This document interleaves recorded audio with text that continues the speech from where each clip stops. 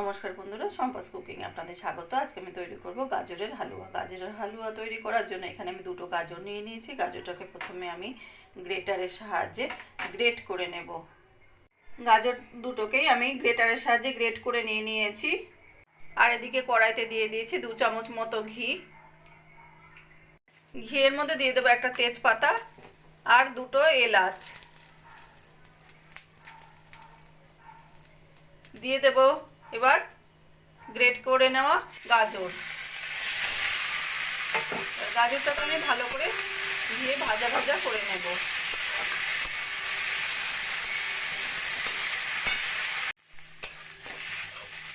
গাজর এইভাবে নাড়া দিয়ে দিয়ে একদম ভাজা ভাজা করে নিয়েছি। এবার দিয়ে দেবো আমি কাজু কিশমিশ। কাজু কিশমিশটাকেও গাজরের সঙ্গে একটু ভাজা ভাজা করে নেব। বন্ধুরা, আমার রান্নাটা যদি ভালো লাগে প্লিজ লাইক করবেন আর কমেন্ট করে জানাবেন কেমন লাগলো। আর আমার চ্যানেলে যদি নতুন হয়ে থাকেন সাবস্ক্রাইব করবেন প্লিজ। আর যদি ফেসবুক পেজ থেকে দেখেন ফলো করবেন প্লিজ।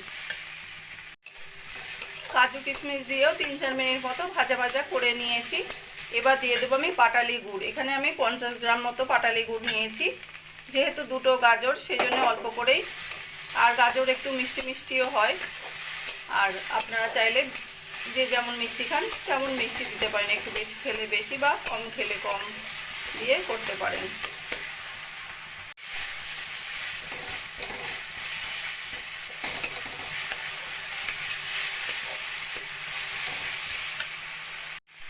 গুড়টা গলে মিশে গেছে। এবার দিয়ে দেবো আমি 1 কাপ দুধ।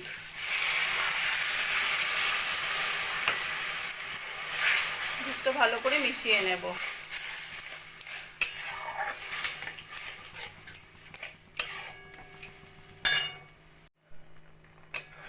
দুধ দিয়ে শুকনো শুকনো করে নিয়েছি।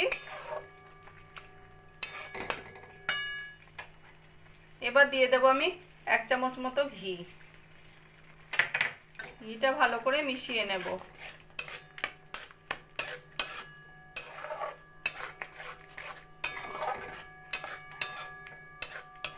মিশিয়ে নিয়ে এবার আমি গ্যাসটা বন্ধ করে দেব।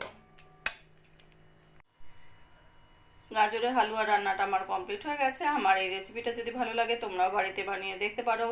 কমেন্ট করে জানাবে কেমন লাগলো। প্লিজ লাইক শেয়ার ও সাবস্ক্রাইব করবে। আর যদি ফেসবুক পেজ থেকে দেখো ফলো করে নিও প্লিজ।